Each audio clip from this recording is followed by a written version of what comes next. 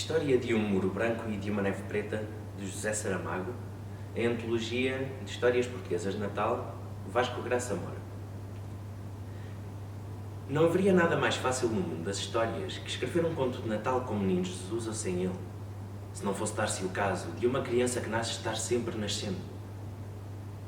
O nosso grande erro, esquecidos como em geral que andamos, das infâncias que vivemos, foi pensar que as crianças nascem uma única vez e que depois de nascidas se limitam a ficar à espera de que o tempo passe e as transforme em adultos, os quais, como deveríamos saber, constituem uma espécie diferente de seres humanos. A criança começa por nascer uma vez, que é de vir ao mundo, e depois continua a nascer para compreendê-lo. Não tem outro remédio, não há outra maneira. Como se verá pelas duas histórias breves que se seguem, ambas autênticas, ambas verdadeiras.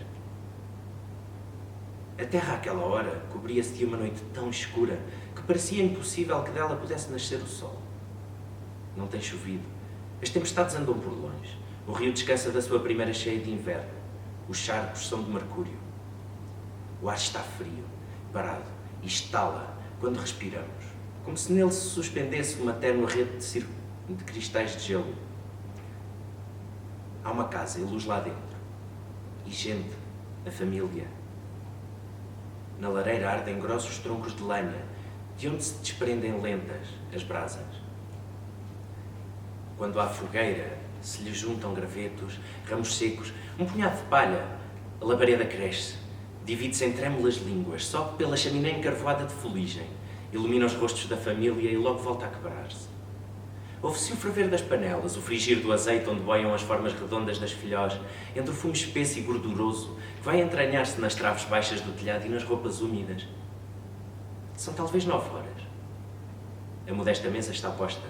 O momento é de paz e de conciliação, e a família anda pela casa, confusamente, ocupada em pequenos trabalhos como um formigueiro. Não tarda que saiam todos para o quintal. Vai ser lançado ao ar o foguete de 3 respostas, esse que, cumprindo a tradição, anunciará aos vizinhos que naquela casa já saiu a última filhós do tacho, a escorrer, e foi cair no alguidar profundo onde aguardará o retoque final da canela e da calda de açúcar. Entre portas, a criança vê a família sorrir, fazendo e desfazendo grupos ao redor do avô, que sopra um tição, trazido da lareira, e o aproxima do cartucho de pólvora amarrado ao caniço. Tinha pedido que o deixassem ajudar, mas responderam-lhe como das outras vezes: ainda és muito pequeno, para o ano que vem. A família tem razão. É preciso ter cuidado com as crianças. A pólvora inflama-se bruscamente. Lança um jato de fagulhas vivíssimas, silva como uma serpente, e logo é um dragão rugindo que sobe para o ar gelado. Corta-o como uma espada de fogo, e lá muito no alto, quase tocando as primeiras estrelas, estala, estraleja, cobrindo os egos de outro foguete distante. O caniço desce com uma luz mortiça que desmaia e vai cair ao longe, nos olivais que rodeiam a casa, sobre as ervas cobertas de geada. Com este tempo não há perigo de que pegue fogo às árvores. De súbito, a família diz que está frio e volta para casa, levando entre os braços os anéis, entre os tentáculos a criança, a quem não deixaram ajudar a lançar o foguete.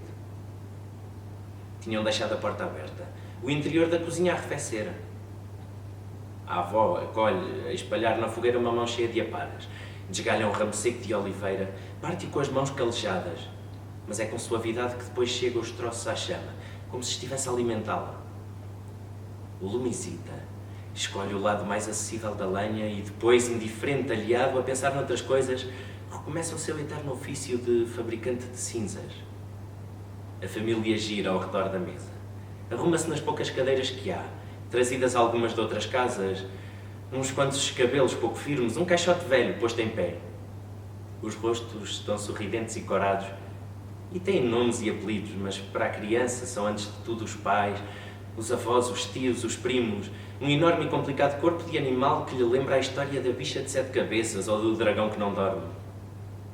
Sobre a mesa trava-se uma gesticulação ruidosa de facas, de garfos, de mãos, de dentes, uma contínua mastigação que deforma os rostos e engordura as bocas. Contam-se casos, andotas, todos riem. O frio está lá fora e a geada e a noite impenetrável. A criança anima-se. Já esqueceu a decepção. Para o ano talvez a deixem lançar o foguete sozinha. Também tem uma história para contar. Só está à espera de uma pausa. De um momento mágico em que todos se calem, acaso emudecidos por um anjo que passou, deixando apenas a imagem de um dedo imperioso sobre os lábios cerrados. O momento está a chegar por fim. Uma a uma, calam-se as bocas da família.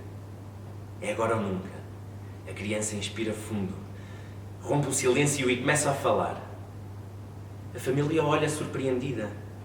Dá alguma atenção, mas não muita, nem por muito tempo. Não dura, não pode durar. As vozes regressam do silêncio e é o pai que lhe corta a narrativa com uma frase que faz rir toda a gente. Uma frase que vai fazer chorar a criança. Porque o menino, a criança é um menino. Levanta-se da mesa, abre a porta. Separa-se da família e desce os 3 degraus de pedra que conduzem ao mundo. Ali adiante há um muro, caiado, baixo, como uma varanda dando para terras ignotas. A criança vai debruçar-se sobre o muro. Deixa cair a cabeça sobre os braços cruzados e o terrível nó das lágrimas desata-se dentro de si. Da casa vêm risos e vozes, alguém fala muito alto e depois ressoam gargalhadas. Ninguém está pensando na criança. Faz muito frio. Visto daqui, o céu parece feito de veludo negro. E há as estrelas, duras, nítidas, implacáveis, quase ferozes. A criança levanta os olhos. Lá estão elas a brilhar. Olhando através das lágrimas, as estrelas são diferentes. Mundo estranho, estranho mundo este. Sob os passos da criança, o chão duro e gelado range.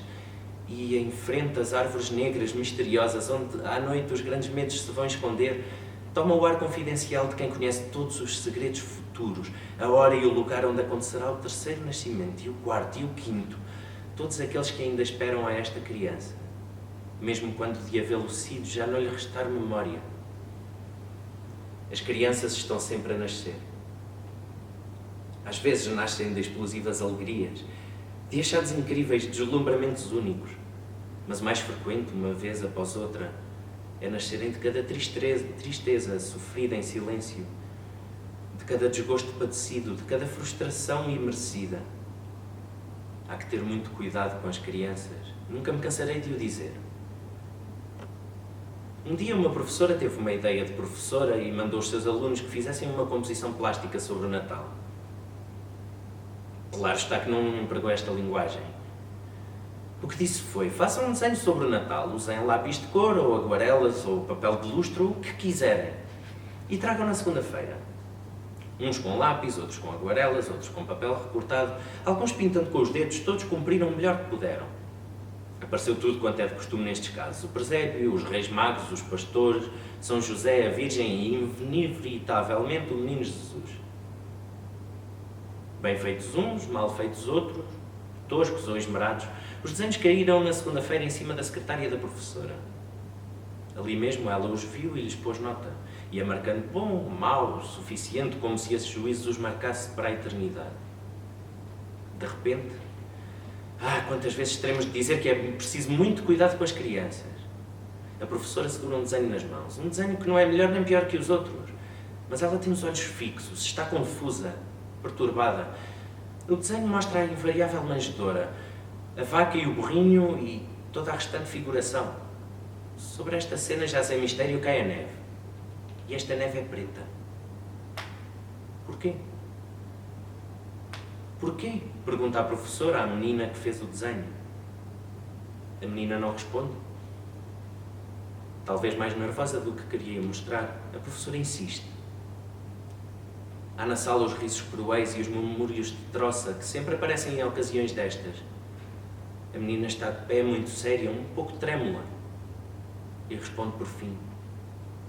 Pintei a neve preta, porque foi nesse Natal que a minha mãe morreu.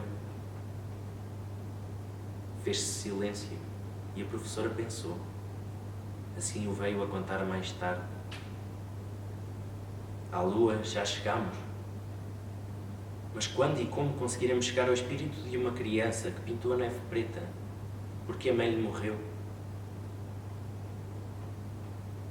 muitos anos depois de estas histórias terem acontecido, contei-as a uma outra menina que me perguntou: e eles ainda estão tristes?